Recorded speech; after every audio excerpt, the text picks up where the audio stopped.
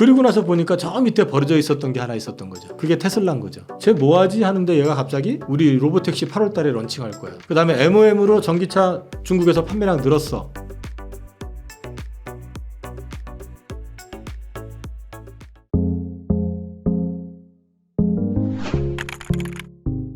테슬라 반등을 줬던 게 몇 가지 이유가 있는데요. 일단 MOM 기준으로 했을 때 중국 쪽에서 판매 대수가 늘었다. 그러니까 이제 전기차 쪽이 바닥 찍은 거 아니냐라는 기대감이 있었어요. 두 번째는 이 테슬라가 전력 사업을 합니다. 그 재생에너지 저장해가지고 전력 사업을 하는데 이쪽이 실적이 굉장히 좋아요. 여기가 그 23년 매출이 60억 달러에 매출 총 이익률이 19%. 괜찮거든요. 이거 계속 성장하는 산업이고. 그 다음에 이제 8월 달에 로보택시가 런칭이 돼요. 자율주행이 이제 시작이 되는데 사실 테슬라는 전기차 기업 전에 말씀을 드렸나 모르겠지만 전기차 업체로서의 성장보다는 소프트웨어 회사로서 이제 변신을 시도할 것이다. 자율주행. 저는 그렇게 보고 있기 때문에 이 자율주행 로보택시가 런칭이 돼서 시장에서 일정 수준 이상의 반응을 보였을 경우에는 회사가 완전히 바뀔 수 있다. 기대하고 있고요. 여기에다 휴머노이드라고 해서 사람처럼 생긴 로봇을 갖다가 이제 실제로 판매를 해가지고 이제 현장에 투입이 되는 게 시작이 됩니다. 그러면은요, 이 테슬라 같은 경우는 그동안엔 전기차로만 사람들이 쳐다보고 인식을 했었는데 내용 자체가 AI의 최첨단에서 AI를 팔아먹는 회사가 될 수도 있는 거고요. 그 다음에 AI를 리딩하는 회사가 될 수도 있는 겁니다. 그래서 이제 테슬라는 어떤 그런 기대감, 낙폭도 컸지만 그래서 AI 하면은 그동안엔 엔비디아만 봤었잖아요. 이 엔비디아만 보다가 엔비디아 주가가 굉장히 급하게 올라오고 실적도 좋아지고 아는데 다 YOY 기준으로 보잖아요. 작년에도 그렇게 세게 올랐고 요번에도 그렇게 세게 올랐는데 문제는 이제 다음 분기부터는 작년에 급하게 올랐던 분기이기 때문에 그러면은 작년 동기 대비해서 지난 분기 때 256% 이제 성장했다. 이런 성장률이 계속 나오겠느냐. 그러면 이제 성장의 기울기가 이랬었다 그러면 아무래도 조금 완만해질 수 있는 그런 그림이 나오지 않겠느냐. 그러니까 좀 편안한 게 뭐지? AI 쪽에서 뭐가 되지? 하고 보니까 삼성이 AI 폰 내놨었죠. 애플이 내놓으면 이거잖아요. 거기다가 애플은 또 자체 앱 가지고 있죠. 뭐 이런 것들까지 감안을 해서 보면은 근데 애플이 이제 하겠다고 나왔잖아요. 그러니까 애플 주가 급등했던 거잖아요. 온 디바이스 AI 쪽으로 이제 확산이 되는 거죠. 그렇게 확산이 되니까 그러면 뭐가 잘 팔려? 레거시 D램? 레거시 쪽에 메모리 칩. 그래가지고 사실은 글로벌 업계 3등인데 주가가 마이크론 테크놀로지 급등하고 HBM 글로벌 1위에다가 레거시 2위인 하이닉스보다도 오히려 주가는 훨씬 높잖아요. 영업이익 기준으로 이번 분기 발표 내용 아마 보게 되면은 아직 안 나왔으니까 하이닉스가 한 3배 이상 날 거예요. 차이가. 그런데 마이크론이 지금 시가총액이 더 높아요. 어쨌든 그쪽으로 또 돌았었던 거고. 그리고 나서 보니까 저 밑에 버려져 있었던 게 하나 있었던 거죠. 그게 테슬라인 거죠. 테슬라가 저 밑에 버려져 있었잖아요. 전기차 안 좋대 하니까 버려져 있었는데 쟤 뭐하지 하는데 얘가 갑자기 우리 로보택시 8월 달에 런칭할 거야. 첫 번째 나온 기술이었고 그 다음에 MOM으로 전기차 중국에서 판매량 늘었어. 바닥 찍었나? 거기에다가 이제 휴머노이드 로봇, 그 다음에 재생에너지 쪽 판매량 계속해서 늘어나니까 우리는 전기차 판매만 가지고 사는 회사가 아니야. 이게 이제 각인이 된 거죠. 그래서 이제 주가는 상당히 드라마틱하게 올랐습니다. 저는 지금 일단 실적으로 올라가는 건 아니고요. 내러티브로 올라가는 거다. 근데 이 내러티브라는 거에 뭐냐면은 2차 전지가 가지고 있는 포텐셜을 하나씩 보여주고 있는 과정이다. 근데 이게 의외로 바닥을 실적으로 확인시켜주는 것보다 이걸 통해서 바닥이 확인되면서 실적이 하반기에 조금씩 살아나면서 실적보다 빨리 주가가 어느 정도 바닥을 찍고 회복이 될 가능성도 있을 것 같다는 생각을 하는 게 일단 이번에 발표했던 내용들 중에서 주목해 볼 수 있는 게 뭐냐면요. 노스볼트 쪽으로 공급 계약을 맺었었던 폭스바겐이 SDI 쪽으로 거래선을 변경했습니다. 그 이유는 뭐냐면요. 배터리 수율이 안 나와서 그래요. 그 얘기는 뒤집어 놓고 얘기하면 유럽 내에 배터리 회사들이 꽤 되거든요. 그중에 제일 잘하고 있다는 데가 노스볼트입니다. 그러면 폭스바겐이 사실 노스볼트의 또 투자자이기도 하고 주주예요. 그런데 그거를 갖다 옮겨올 정도라고 한다면은 여전히 이 배터리 쪽에서 수율 잡는 거, 그 다음에 이걸 갖다 양산을 해가지고 해나가는 게 생각처럼 아무나 할 수 있는 건 아니구나라는 거를 확인할 수 있었던 거 아니냐. 이거는 약간의 제 뇌피셜도 들어있는 겁니다. 그다음에 이제 두 번째 뉴스가 나왔었던 게 뭐냐면은 LG 에너지 솔루션이 르노 쪽으로 해서 약 5조 원 정도 되는 LFP 배터리를 셀투백 방식으로 이제 만들어서 납품하기로 계약을 했습니다. 근데 주목해야 되는 게요. LFP 배터리잖아요. 그동안 LFP 배터리는 중국산이었었어요. 근데 르노가 되게 중국 거를 썼었을 텐데 한국에 LG 엔솔 거를 채용했다는 사실 첫 번째 이제 봐야 되는 거고, 여기서 이제 생각해 볼 수 있는 함의는 뭐냐면 중국의 배터리를 갖다가 그대로 유럽으로 가지고 오기는 이제는 쉽지 않아요. 관세 문제도 있을 거고요. 그 다음에 이제 이게 리사이클 문제도 있을 거고 하기 때문에 쉽지가 않아요.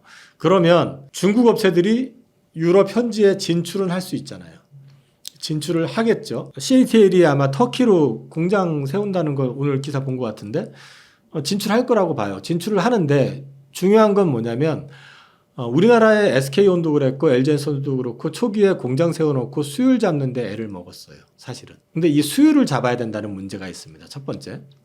두 번째는 뭐냐면 진출하면 되는 게 아니고요. 배터리는 표준화된 규격으로 해가지고 찍어내가지고 르노 주고 뭐 폭스바겐 주고가 아니에요. 전기차를 생산할 때 만들어낼 때 이 한 개의 모델을 만들 때 4, 5년 전부터 이 모델과 관련돼 가지고 협의를 해 가지고 거기에 맞추는 거거든요. 그럼 공장 짓는 게 중요한 게 아니라 사전 영업을 통해 가지고 업체하고 뭔가가 만들어져야 된다라는 거죠. 그럼 이 부분에 대해서 준비가 없이 짓는다고 해서 바로 되는 것도 아니죠. 그다음에 LFP 배터리가 우리가 양산을 안 했었기 때문에 우리가 LFP에서 많이 쳐졌다.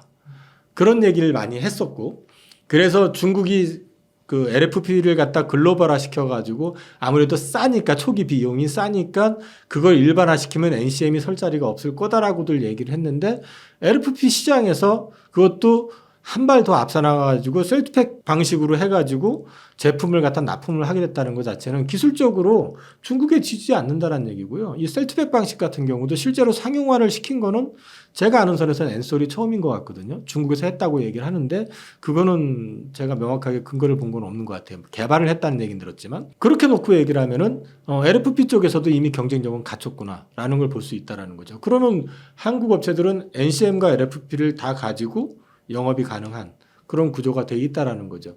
그런 맥락에서 놓고 보면 이제 중국 애들이 모든 걸 다 장악할 거라고 봤었던 그 시장도 이제 한국이 붙을만 하게 됐다라는 걸 또 확인시켜준 하나의 사건이었다라고 볼 수 있고, 세 번째 사건이 뭐였냐면 삼성 SDI가 SBB 1.5라고 해가지고 유럽 인터 배터리 데이에서 공개했던 ESS 신형 배터리를 이번에 미국에서 아마 이렇게 조 단위로 계약을 공식화한 것 같진 않아요. 근데 이제 하게 됐다고 기사가 났는데, 그게 보통 이제 ESS 저장 장치 같은 경우는 거기에 들어가는 배터리는 다 LFP인데 이건 NCM입니다. 개발된 게.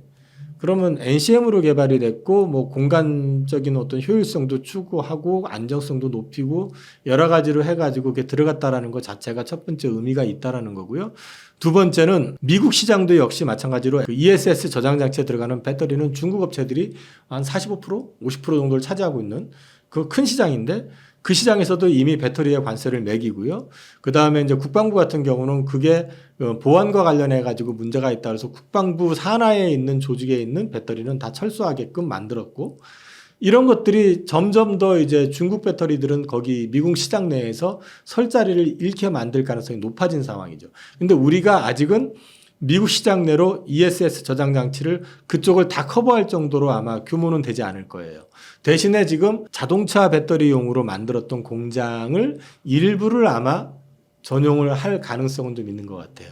그래서 ESS 저장 장치용으로 이제 그 제품화를 양산을 하는 그 구조를 갖춰가지고 이제 판매를 하려고 하는 것 같고, 아마 양산이 본격화되는 거는 25년 중반, 뭐 후반 이렇게 얘기를 하는 것 같거든요. 그래서 요 세 가지가 어떻게 보면 지금 당장의 매출과는 상관이 없지만 향후에 배터리의 어떤 시장을 그려보는 데 있어서 미국 시장은 이제 중국 업체들 ESS 그 시장까지 다 우리가 가져갈 수 있겠구나라는 걸 확인시켜줬고, 그 다음에 유럽 시장 내에서 앞서 말씀드렸던 것처럼 유럽의 배터리 업체들이 생각처럼 아직까지 제대로 못 만들고 있구나.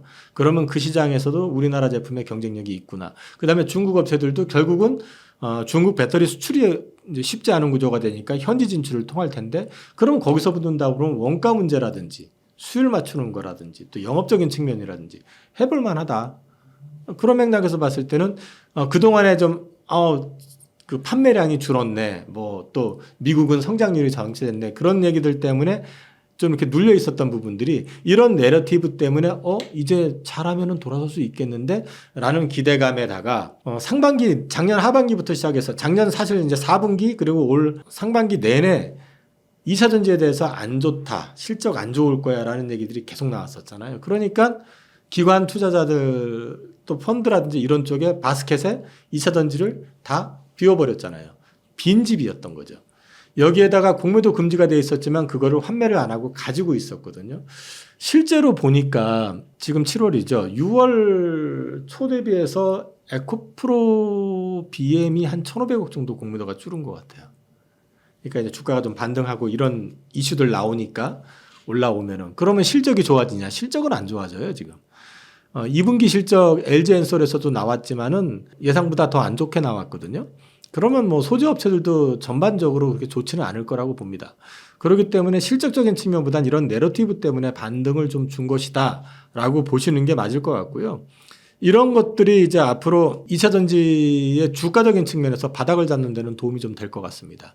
그리고 여기에 이제 한 가지 더 덧붙여야 되는 것은 뭐냐면, 제가 이제 계속 수출 데이터, 월간 데이터를 이제 10일 단위로 해가지고 쪼개서 발표되는 것들을 계속 이제 저도 보곤 했었는데, 이제 현지화된 것들이 많아지기 시작하면은 이게 사실 큰 의미는 없을 수도 있어요. 그래서 이제 이거에 대한 중요도는 좀 떨어질 것 같고, 이제 하반기에 주목해야 되는 거는 지난달에도 말씀을 드렸나 모르겠는데, 보급형 전기차 출시가 본격화되고 있다. 그러니까 에퀴노스, EV3, 그다음에 이제 우리나라에 또 캐스퍼, 그다음에 이제 연말에 닛산, 그다음에 이제 시트로엔 같은 경우도 2만 유로짜리 전기차 출시하고, 지프에서도 2만 5천 불짜리 이제 출시 예정이고, 이런 것들이 이제 나오기 시작하게 되면은 이게 수요가 지금 EV3가 11,000대인가 아마 6월 달에 예약됐다라는 게 기사로 본 것 같은데요. 확산되기 시작하면은 판매량이 좀 늘겠죠. 아무래도 판매량이 늘게 되면은 양극재 업체들 같은 경우는 가지고 있던 재고가 좀 줄 수 있을 거고, 재고가 어느 정도 소진이 되면서 조금 이렇게 회복되는 속도도 좀 빨라질 수 있는 그런 그림이 좀 나올 수 있지 않겠느냐. 이런 맥락에서 좀 보시면 좋을 것 같고요. 여기에 조금 덧붙여서 이제 말씀을 좀 드리면, 하반기 전기차 쪽이 확산되면서 바닥을 정확하게 찍고 돌아서는구나라는 걸 확인하기 위해서 보셔야 되는 것들은, 일단 첫 번째 가격적인 저항의 극복, 이 역할을 저는 보급형이 해주느냐 안 해주느냐는 판매량을 통해서 확인할 수 있다는 거죠. 고가차는 사실 뭐 1,000만 원, 2,000만 원 차이에서 차종을 바꾸거나 하지는 않거든요. 근데 보급형 같은 경우는 되게 중요하잖아요. 그러니까 3,000만 원, 4,000만 원짜리에서 그 1,000만 원이라고는 굉장히 큰 금액이잖아요, 포션이. 그렇기 때문에 이 가격적인 부분에서 이제 보급형 차들이 시장에서 어떻게 받아들여지는지, 얼마나 팔릴 것인지, 이런 것들이 되게 중요할 수 있고, 이것만 보셔야 되는 게 아니라 충분한 인프라 구축에 대한 부분들, 이게 되게 중요할 수밖에 없는 게, 작년 연말 올 연초에 미국 시장에서 그 전기차 충전 하러 갔다가 다 방전이 됐던 사건 났었잖아요. 그게 뭐 LFP 배터리가 방전이 되고 다 의미 없는 얘기고요. 올 연말 가가지고 또 똑같은 상황 오면 어떡해요? 뭐 LFP 배터리 니들은 충전 안 해줄 테니까 오지 마 할 수도 없는 거고, 어차피 다 와서 충전해야 되잖아요. 그러면 인프라 구축에 대한 부분들이 굉장히 중요할 수밖에 없거든요. 그럼 이런 부분들에 대한 이제 자료나 데이터를 계속 확보를 체크를 해봐야 된다. 보급형 많이 팔렸다고 해서 좋아할 게 아니라, 이게 또 문제가 돼버리게 되면 또 전기차의 어떤 회복하는데, 내년부터는 더더군다나 이제 미국에서 전기차 배터리 셀 공장의 가동이 본격화되는 게 크게 늘어나잖아요. 그럼 이게 되게 이제 중요할 수가 있거든요. 그래서 이제 이런 부분들을 보셔야 되고, 세 번째는 배터리 하면은 항상 여전히도 이제 안전에 대한 논란이 있잖아요. 그 안전에 대해서 시장이 어느 정도 이제 믿어줄 수 있는지, 그런 것들을 갖다 좀 어느 정도 개런티 해줄 수 있는 하나의 계기가 될 수 있는 게, 저는 8월 달에 이제 양산이 본격화된다고 하는 468 배터리 원통형 LG엔솔에서 시작을 하거든요. 그 다음이 아마 파나소닉일 거고 삼성 SDI일 건데, 이쪽이 양산이 되면서 이제 배터리에 대한 안정성에 대한 부분들이 좀 인식만 좀 강해지면 그런 것들이 자연스럽게 전기차 확산에 도움을 좀 줄 수 있지 않을까 생각을 하고 있습니다.